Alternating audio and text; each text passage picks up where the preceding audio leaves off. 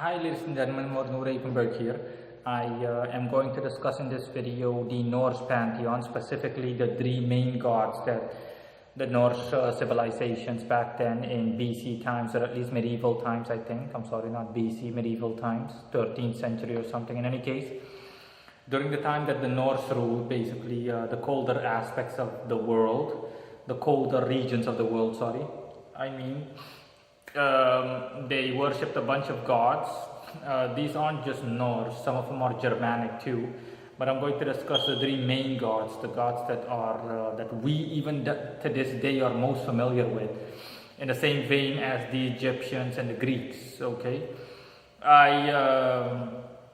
the reason for me creating a separate video on this and not creating one, at least for now, on other gods, despite the fact that I've already written articles on them, is because the Norse pantheon is exceptional in terms of overall in terms of overall applicability and power, in terms of being overall applicable and power. I'm not saying that the Norse are specifically a lot stronger than Greek gods or Egyptian gods. I'm just saying that that they, based on my knowledge and experience, and also what my patron told me, the Archangel Samael, that yes, they do possess more power. So I'm not saying that. I don't mean it in an offensive way, but yeah, it would appear so. At least, at the very least, it would appear so, or at the very least, it is the case that the Norse gods are that some of them are more applicable, or that are more applicable to one's life, to the life of modern day human beings, and they're just better in terms of usage, or in terms of working with. They're better business partners, to put it that way. No, okay. Yeah, I'm going to discuss Thor, Odin, and Loki. The reason that I just paused is because those three appeared before me. Like I stated in the first article, or the article on the first god that I did, which is Thor, the three appeared before me last night. I was on the verge of going to bed, and then these three just appeared out of nowhere. It was Thor first, and after a couple of seconds, Odin and Loki. And they simply asked me if I wanted to work with them, and that I'm free to work with them, and if I don't mind writing about them, and so on. And then immediately it hit me, and my patron told me, you remember what I told you back then? This was like a year ago, and he told me, this was at a time when I had zero interest in the Norse pantheon. And I was like, and he told me, he was like, the Norse pantheon has potential. You do know that, don't you? And I was like, what? The Norse pantheon? Seriously? Are you sure? He was like, yep. And I told him, well, I'm not interested in working. You know how I feel about pagan gods. I work with angels and demons strictly. I rarely work with pagan gods, but I will admit that a couple of gods that I have come across are really making me not change my mind, but at least they have made me like pagan gods a bit better. Okay, they've made me warm up to pagan gods a bit more than in a time where I was absolutely frigid towards pagan gods back then. This was like a year ago, and I remember my patron and I, my Lord Samael and I, we also traveled to we astral traveled to Yggdrasil, and it was there that we met Thor. And back then Thor tried to attack us. Like I state all of this in the article. You can find everything in the description below. Links to all the articles on all three gods, Thor, Odin, and Loki, or better said, Thor, Loki, and Odin, in that order that I wrote them. And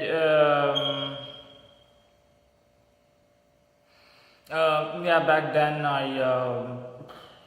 Thor tried to attack us, but this was ages ago. We were basically strangers to Thor and so on. And my patron my Lord Samael just chased Thor away. He just deflected all of Thor's attacks with ease, and just basically bluntly told Thor to fuck off. And after that, Thor left, and we also left. And he was like, yeah, let's just get out of here. Nothing to see, really. Yeah, well, let's just get out of here. There's nothing else really. And again, like I said, he knows that I honestly, in that time, this was like a year ago, and I couldn't care less about pagan gods if I tried. But in any case, I did research on all three, okay, and you can read the articles to know everything about them. In short, Thor is Martian. He corresponds to Ares, and he's the radical type, you know, the type that is suited for offense and defense, or for offensive and defensive purposes. And aside from that, based on the information that I saw on Wikipedia, Thor was also worshipped for fertility and so on, and he also has potential in that direction. So he can also get you money for those pagans out there that are interested in working with Germanic gods.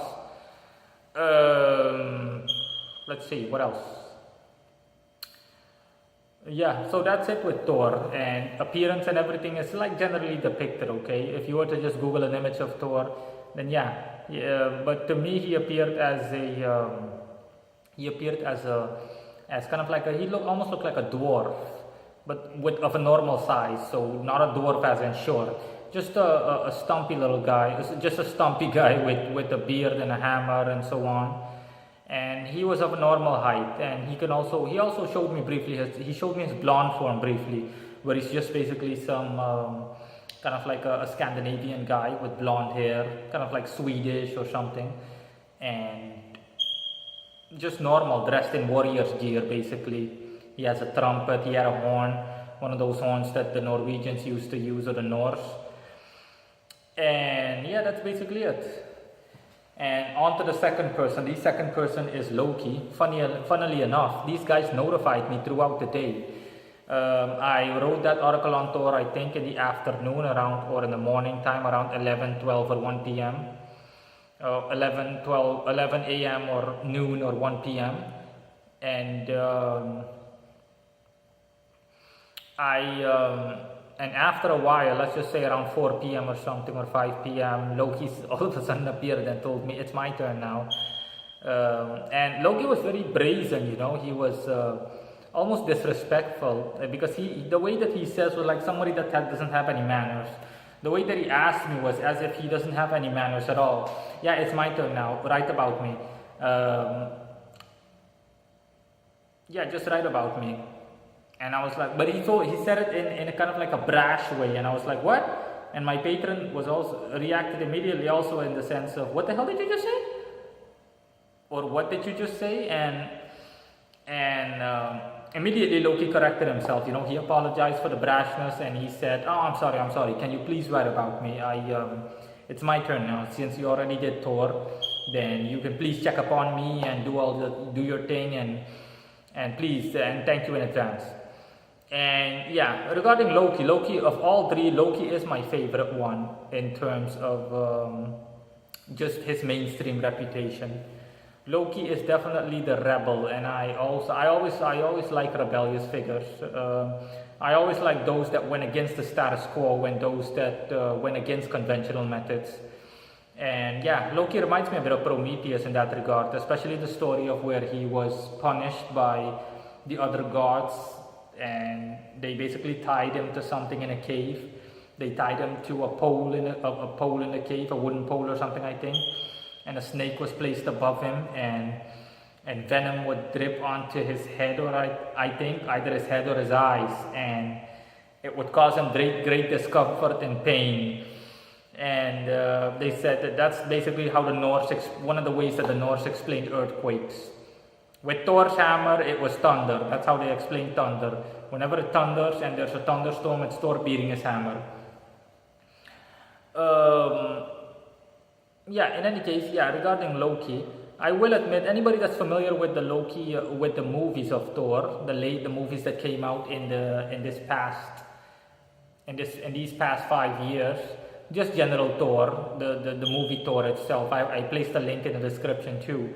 It depicts Loki quite well, honestly, because that's also what he looks like, just a guy in a robe with horns.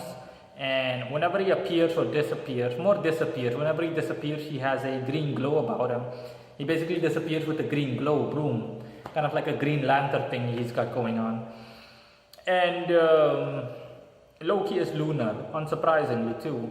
Because I remember when I read up on Loki when I read up on Loki, it also said that he was an. I also saw a picture of him being depicted with a fishing net, and Loki generally appears as several water-based animals, several naval animals like a fish or something similar in some cases, and Loki's a shapeshifter.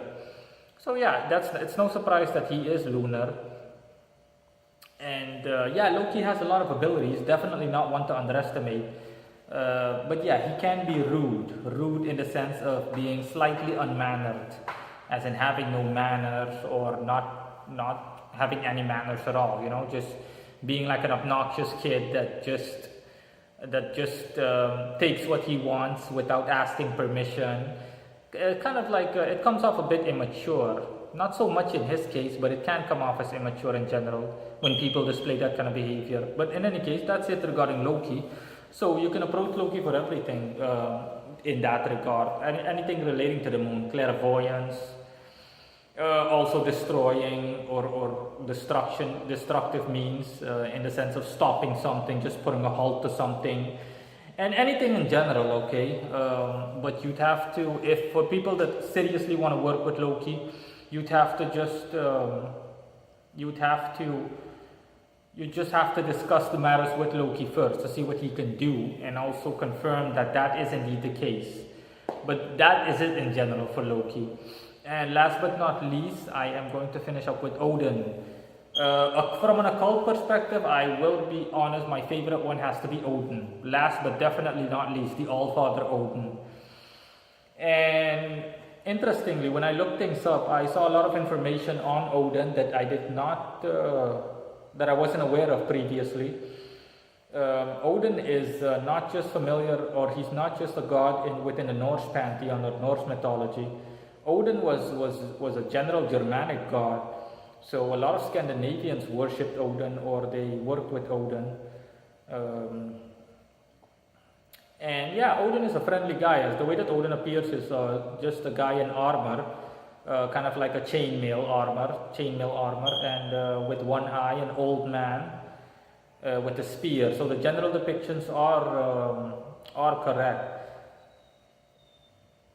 Let's see what else. Yeah, and also read about a couple of interesting things on Odin, mainly that Wednesday is loosely based on Odin, because Odin had a lot of names, and Wotan was one of them. And Wotan turned to that was Germanic, or Woden, and Woden turned into Wednesday. It's noticeable in Germanic-based languages, for example, Dutch, and I'm also a native Dutch speaker, so yeah, I'm familiar with that. The Dutch phrase for Wednesday is Woensdag, and yeah, it's easy to see how Woden turned into Woens. Yeah, and also Woens is derived from woede. Woede means anger and hatred and rage in Dutch. Woede just means rage. Okay. Ik ben woedend simply means I'm fuming right now, I'm raging, I am going berserk, you name it. It's simply the word for the phrase that Dutch people use when somebody is legitimately angry. I'm talking about really angry and on the verge of exploding. And yeah, Odin is, so Odin, a lot of people are familiar with Odin. And Odin is always a knowledgeable one. He's always a knowledge seeker. He's always someone that seeks to attain wisdom, seeks to attain knowledge. And Odin, I think, is the most prominent figure within Norse mythology. Again, no offense meant to the others, but yeah, that's why Odin is called the All-Father. Odin was basically the Germanic and the Norse version of God. Odin was basically their Almighty One, okay? Their version of the Almighty One. So unsurprisingly, Odin is solar. Yeah, when I checked up on Odin, Odin is he's a solar spirit, or he falls under the sun. And the specific degree that he corresponds to is a degree, like I just said, a seeking degree, the degree of a seeker. The key word to keep in mind is seeker. He always seeks to attain wisdom and knowledge and all of that. But Odin is good in all aspects, to be honest. So again, it doesn't matter what you need help with. Odin covers a wide array of topics, of life topics or existential topics, things that you need help with. And that includes money. Yeah, definitely. Odin also has financial ability. So for people that want money, yeah, Odin can get you money and not just a little. Odin is good for financial prosperity. But what do you expect? Solar. So yeah, generally speaking, the sun is adept at financial matters. Let me see if there's anything else. Yeah, and last but not least, you'd think maybe that he was mercurial based on the fact that Wednesday was named after him, but no. When I read that, I also thought, maybe he's mercurial, or based on that, the average person would think, superficially, you'd think that he would be mercurial, but no, that's not the case. He is not mercurial, so solar. And again, the very fact that my patron, the Archangel, my beloved Lord Samael, the very fact that he told me that already signifies that that they do have potential. He's not going to lie to me out of the blue. He's not just going to tell me something like that and take me to Yggdrasil.